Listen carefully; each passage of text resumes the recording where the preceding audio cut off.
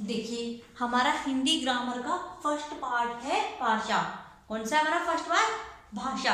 अब देखो, भाषा कहते किसको है? तो भाषा क्या होती है? हमारे मन के अंदर जो भी बातें होती है वो हम किस तरह से दूसरों को बताते हैं, वही माध्यम क्या होता है? भाषा होता है। जैसे हमने किसी को लिखकर अपने मन की बात बता दी तो वो कौन सा रूप हो गया भाषा का? लिखित रूप हो गया, क्योंकि हमने लिख के बताया है भाषा को। और अगर हम अपने मन की बात को बोलकर बताते हैं तो वो कौन सा रूप हो जाता है? मौखिक रूप, यानी हमने बोलकर बताया भाषा को। तो अपने मन के अंदर जो भी बातें होती है उसको लिखकर या बोलकर किसी भी माध्यम से दूसरों तक पहुंचाने के लिए, यानी हमें किसी से अपनी कोई बात कहनी है तो हम उसको बोलकर कहेंगे या लिखकर कहेंगे। जो भी माध्यम होता है लिखने का, बोलने का, उसको बोलते हैं भाषा। यानी हमारे मन की बात को हम दूसरों तक किस तरह से पहुंचाते हैं, तो वही बात कहलाती है भाषा। अब देखो, भाषा कितने प्रकार की होती है? भाषा होती है दो प्रकार की। कितने प्रकार की होती है? दो प्रकार की। अब दो प्रकार कौन कौन से होते हैं? एक तो मौखिक भाषा और एक लिखित भाषा।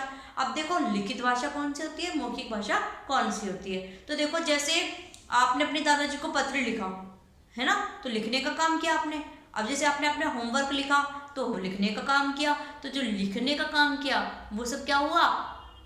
क्या हुआ? वो लिखित भाषा। और जो आपने बोलकर, जैसे आपसे आपकी मम्मी पूछे कि बेटा इसका आंसर बोल के बताओ मुझे, या आपने दूध पिया नहीं पिया, तो आप बोलकर बताओगे।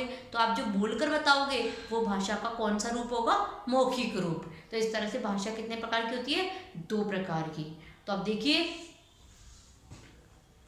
हमारी परिभाषा भाषा की। भाषा कहते किसको है? तो देखो, भाषा किसे कहते हैं? तो देखो, भाषा किसे कहते हैं? अपने मन के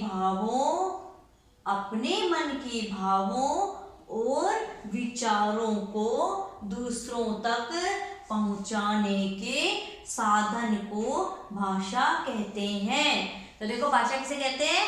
अपने मन के भावों और विचारों को दूसरों तक पहुंचाने के साधन को भाषा कहते हैं। तो देखो, अब भाषा कितने प्रकार की होती है?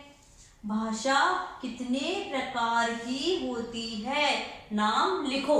तो देखो, भाषा कितने प्रकार की होती है? भाषा कितने प्रकार की होती है? बताया था ना मैंने आपको, कितने प्रकार की होती है? दो प्रकार की। भाषा दो प्रकार की होती है। अब देखो, कौन कौन से होते हैं वो दो प्रकार? मौखिक भाषा और लिखित भाषा। अब जैसे बताओ, आपने अपने मित्र को पत्र लिखा है ना, और किस लिए पत्र लिखा? कि अपने बर्थडे बुलाने के लिए पत्र लिखा।